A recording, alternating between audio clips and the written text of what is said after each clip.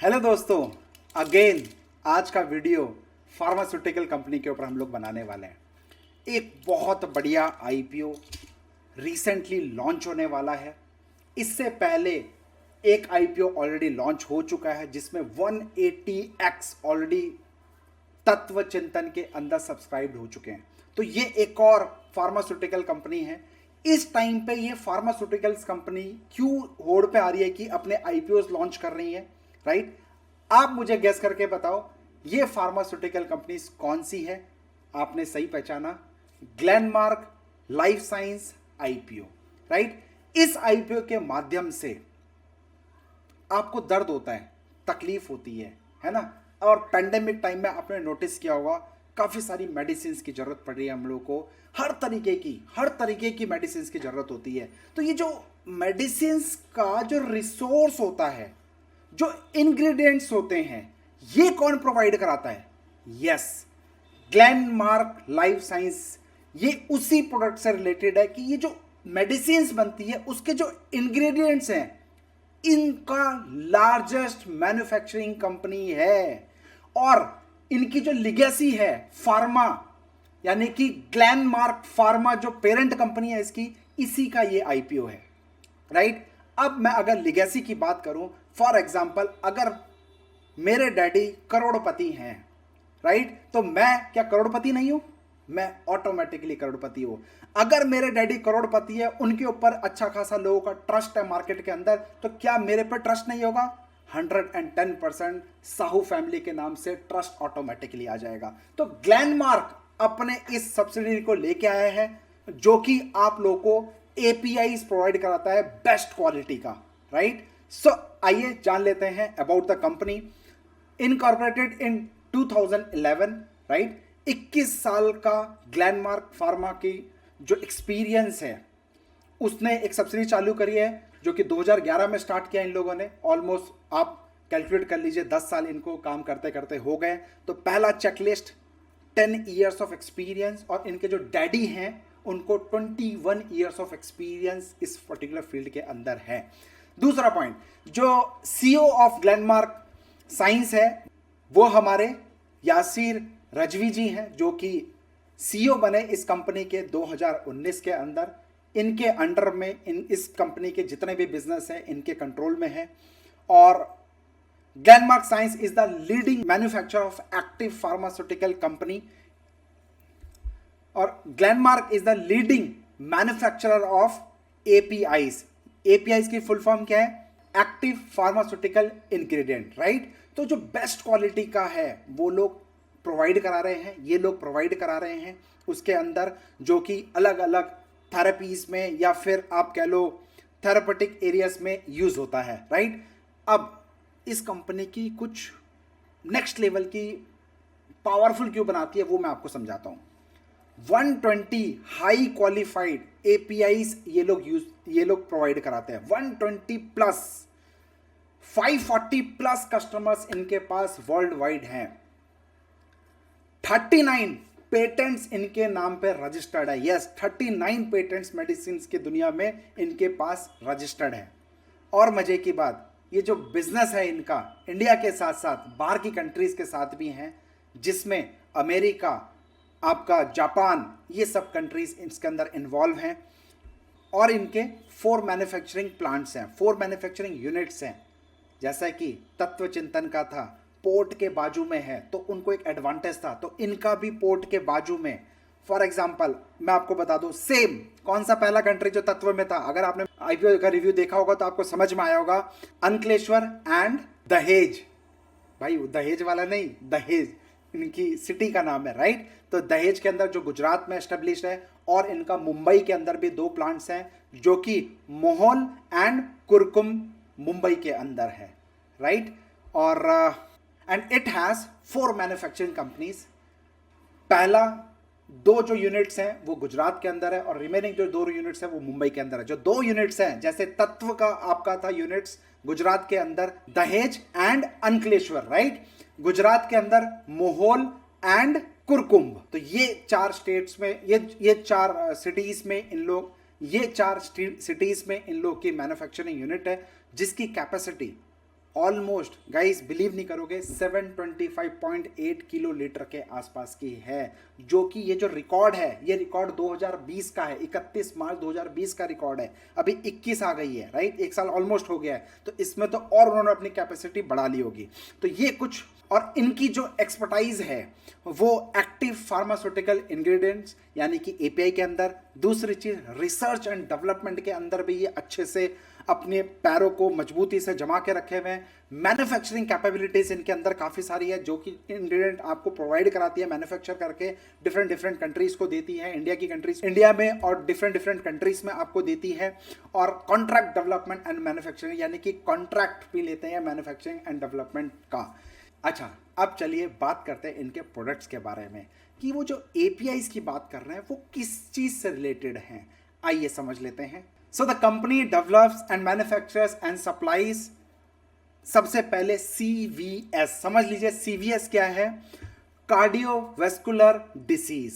Okay, cardiovascular disease, इसके अंदर आपको देते हैं central nervous system disease, pain management के अंदर डायबिटिक्स की रिलेटेड चीजें, और गैस्ट्रो इंटेस्टिनल डिसऑर्डर के अंदर भी ये लोग दे रहे हैं, एंटी इन्फेक्टिव्स के अंदर भी दे रहे हैं, और अदर थेरेपेटिक्स एरियाज के अंदर ये लोग अपने इंग्रेडिएंट को प्रोवाइड कराने की कोशिश कर रहे हैं। ठीक है, अब now I will talk about promoter. जैसा कि मैंने आपको बताया, लिगेसी किसका? ग्लेनमार्क का। जो भी ऑनर है वो एक बहुत पावरफुल मार्केट में रेपुटेशन ग्लेनमार्क के नाम से है, उन्हीं का वही प्रमोटर है, यानी कि उन्हीं की एक सब्सिडी कंपनी है जिनके पीछे इतने बड़े डैडी का हाथ हो, तो ऑब्वियस सी बात है ये कंपनी ऑटोमेटिकली ग्रोथ पे आ ही जाएगी, राइट। चलिए अब हम थोड़े से फाइनेंशियल्स के बारे में जान लेते हैं। सो फाइनेंशियल्स में जैसे कि आप ऊपर देख रहे होंगे, टोटल एसेट्स इनकी 14,753 मार्च 2019 में थी। अब इंक्रीज करके एक्सपेंशन देखो इनका ग्रोथ एसेट्स में कैसे हो रहा है, 17,256 और आज की डेट में 19,970, जो कि हमारा डेटा 31 मार्च 2021 तक का है। यानी कि आप ग्रोथ देखो 14 से 17, 17 से 19, राइट, आपको ऊपर हाईलाइटेड दिख गए होंगे। टोटल रेवेन्यू की बात करूं तो 8,868 मिलियंस का 15,493 2020 में, उसके बाद 18,859 में, जो कि 2021 में है। आप बिलीव करोगे ग्लेनमार्क की जो बिजनेस है, ग्लेनमार्क का जो रेवेन्यू है, 35 से 40% का रेवेन्यू यही कंपनी इनको जनरेट करके दे रही है। 35 से 40% का रेवेन्यू आपको कोई नहीं बताएगा, ध्यान से समझिएगा इस चीज को। Profit after tax in short 1,955 millions का, फिर क्वार्टर में मतलब नेक्स्ट ईयर 3,130, उसके बाद 3,515, यानी कि टोटल इनकम इंक्रीज्ड बाय 21.73%। पिछले साल से इस साल के अंदर 21.73% ये इनकी इनकम इंक्रीज हुई है पिछले साल से इस साल के अंदर। अब हम समझ लेते हैं ऑब्जेक्टिव क्या है भाई, आईपीओ लॉन्च कर रहे हैं, क्या ऑब्जेक्टिव है इनका, मोटो क्या है। मैं आपको थोड़ा सा चाइना से लेके चलता हूं गाइस। जैसा कि हाल फिलहाल में आपने नोटिस किया होगा, चाइना से थोड़ा सा लोग कतरा रहे हैं, और दूसरी चीज़ चाइना सबसे बड़ा हब था एपीआईज को देने के लिए। अब चाइना थोड़े से अपने रूल्स एंड रेगुलेशंस को केमिकल्स के अंदर थोड़ा सा स्ट्रिक्ट कर रहे हैं, फार्मास्यूटिकल्स के अंदर थोड़ा सा स्ट्रिक्ट कर रहे हैं, जिसके वजह से एक गोल्डन अपॉर्चुनिटी इंडिया के ऊपर आया है।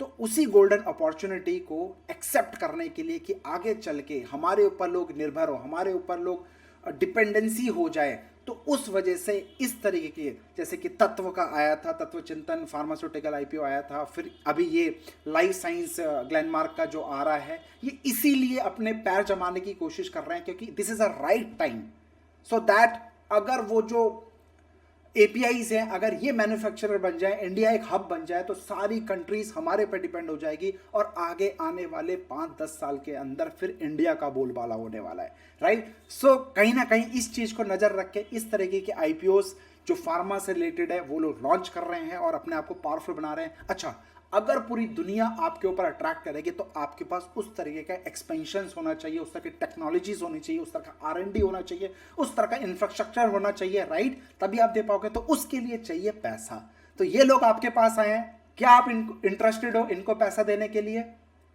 वो लास्ट में बताऊंगा, और मैं बताऊंगा कि मैं क्या इसमें अप्लाई कर रहा हूं। तो वीडियो को भगा के मत देखिएगा, चलते हैं डायरेक्ट ऑब्जेक्टिव की तरह। To make payment of outstanding purchases consideration to the promoter of the spin off API's business from the promoters into the company. Second point, finance capital expenditure requirements को फुलफिल करने के लिए, और meet general corporate purposes को, जो कि हर किसी company का रहता है, बेसिक्स है, आपको भी पता है। जो मीट जनरल कॉर्पोरेट आपका पर्पसेस जो होता है, जनरल कॉर्पोरेट पर्पसेस जो होता है, उस चीज़ को मीट करने के लिए इनका है। तो बहुत इंपॉर्टेंट जो है, पेमेंट करना चाहते हैं अपने आउटस्टैंडिंग परचेसेस को, ठीक है। अब बात कर लेते हैं थोड़ा सा इस कंपनी के बारे में, यानी कि IPO डिटेल्स के बारे में कि कब ये लॉन्च हो रहा है। सो गाइस, ऊपर फिर देख सकते हैं आप, IPO लॉन्चिंग डेट है 27 जुलाई 2021। IPO क्लोजिंग डेट 29 जुलाई, यानी कि 27, 28 एंड 29। आपके पास सिर्फ 3 डेज हैं इस IPO को अप्लाई करने के लिए। इशू टाइप फेस वैल्यू इसका ₹2 पर शेयर इक्विटी रहेगा, और आपका जो प्राइस बैंड है, IPO का जो प्राइस बैंड है गाइस, 695 से 720 के बीच में रहने वाला है, यानी कि लोअर बैंड आपका 695 है, अपर बैंड आपका 720 का रहने वाला है। तो इसके अंदर मैं आपसे पर्सनली एक ट्रिक दूंगा, जो पहली बार अप्लाई कर रहे हैं गाइस, अपर बैंड पे हमेशा अप्लाई करना। अगर आप किसी में बिड कर रहे हो, किसी को खरीदना चाहते हो, तो ज़्यादा से ज़्यादा प्राइस कोट करना, जो भी उसकी लिमिट होती है, सो दैट आपकी प्रोबेबिलिटी बढ़ जाए उस IPO को मिलने की, राइट। सो मार्केट लॉट इसका 20 शेयर्स का है, और मिनिमम ऑर्डर क्वांटिटी 20 शेयर्स आपको करने पड़ेंगे।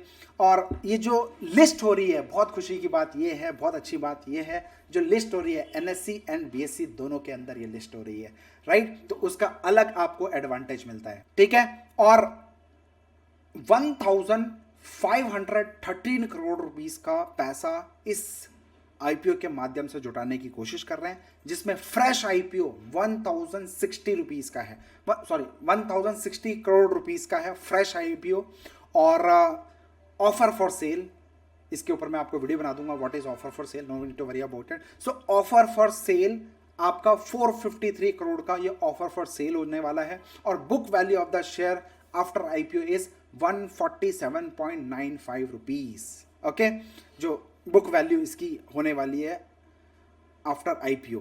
अब इंपॉर्टेंट डेट्स, जैसा कि मैंने बताया, 27 जुलाई को ओपन, 29 जुलाई को क्लोज, 3 दिन आपके पास अप्लाई करने के लिए है। बेसिक अलॉटमेंट कब होगा? बेसिक्स ऑफ अलॉटमेंट डेट होगी 3 अगस्त को, आपको पता चलेगा कि आपको मिले कि नहीं मिले।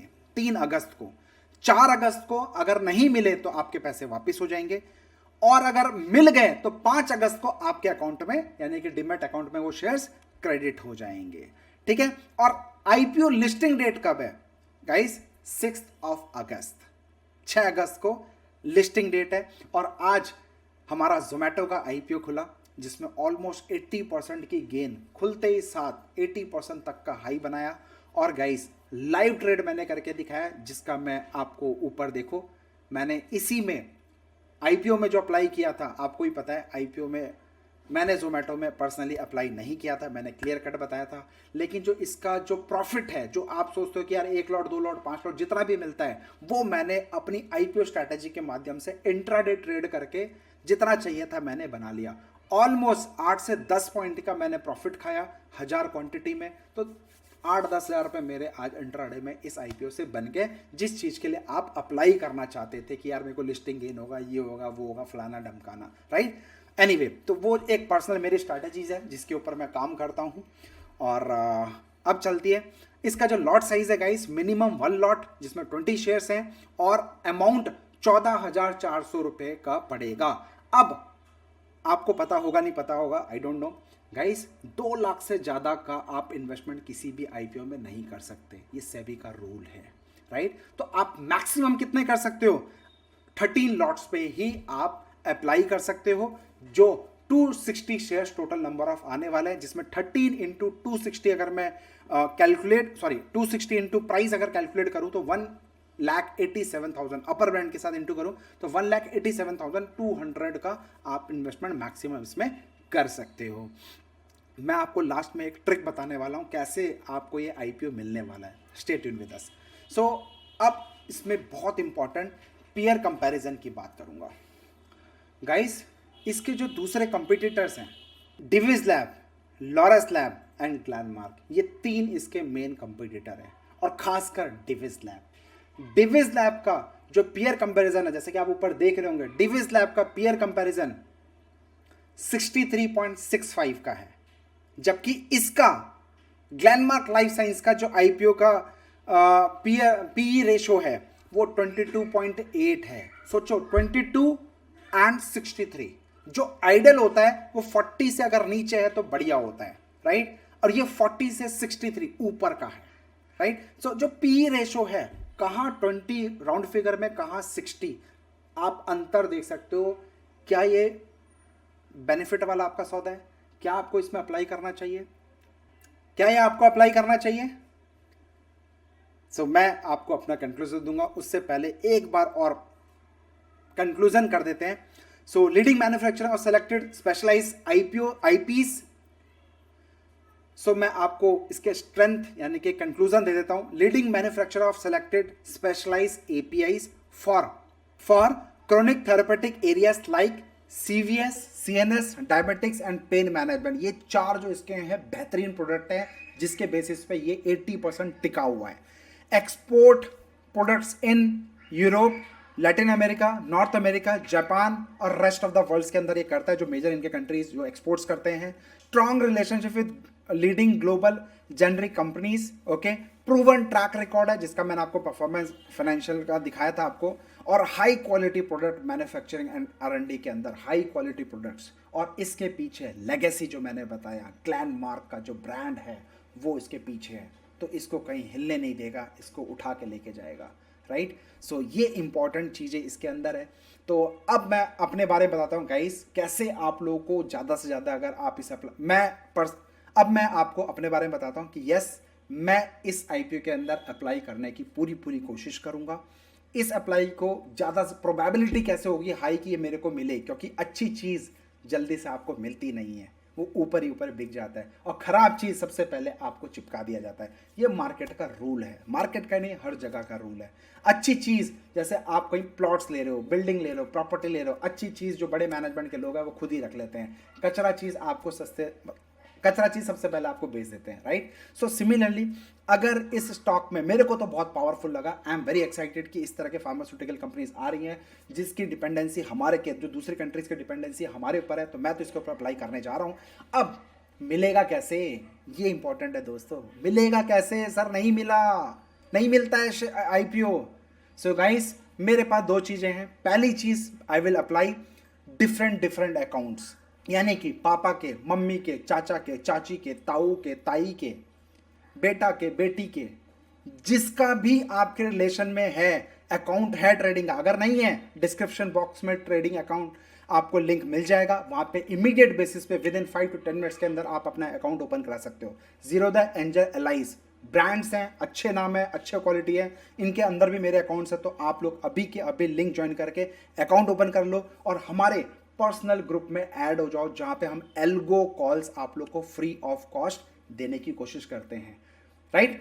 तो ज़्यादा से ज़्यादा अकाउंट आप ओपन कराओ, उन सब के अकाउंट में आप अप्लाई करने की कोशिश करो, कहीं तो मिलेगा। मछली पकड़नी है, 4-5 कांटे डाल दो, कहीं तो मछली आके फंसेगी। धंधा करना है, 8-10 दुकानें एक साथ खोल दो, कस्टमर आएगा, कहीं ना कहीं से तो लेके जाएगा, और सारी कंपनी का ओनर आप हो। तो ये एक छोटा सा लॉजिक मैं आप लोग को दूंगा, बाकी आप समझदार हो। और दूसरी मेरी जो स्ट्रैटेजी है, प्योर इंट्राडे आईपीओ लिस्टिंग वाले दिन मैं ट्रेड करता हूं, जैसा कि मैंने आपको दोबारा दिखा देता हूं। आप खुद देखो किस रेट पे मैंने कितनी क्वांटिटी ली है, किस रेट पे मैंने पोजीशन काटी है, 1000 क्वांटिटी इनटू प्रॉफिट आप खुद कैलकुलेट कर दो। ये दूसरी मेरी आईपीओ की स्ट्रैटेजी, जिसके बेसिस पे मैं, अगर बाई चांस आईपीओ मेरे को नहीं मिलता है या फिर मिलता भी है तो भी मैं इंट्राडे ट्रेड करूंगा, और नेक्स्ट किसी आईपीओ में आप लोगों के साथ दोबारा ग्लेनमार्क का आईपीओ का लिस्टिंग गेन इंट्राडे स्ट्रैटेजी के अंदर ट्रेड करके मैं आप लोगों से शेयर करने वाला हूं। अगर आपको हेल्प हुई हो आईपीओ के बारे में, गाइस प्लीज लाइक करिए, सब्सक्राइब करिए। Thank you so much. Yes, आपको अप्लाई करना चाहिए, काफी अच्छा गेन होगा। चिंतन फार्मा के अंदर भी मैंने आपको बोला अप्लाई करने के लिए। 180% सब्सक्राइब, इस वाले शेयर को भी सब्सक्राइब करो, right. Thank you so much. अपना ध्यान रखो और अपने पेरेंट्स का ध्यान रखो।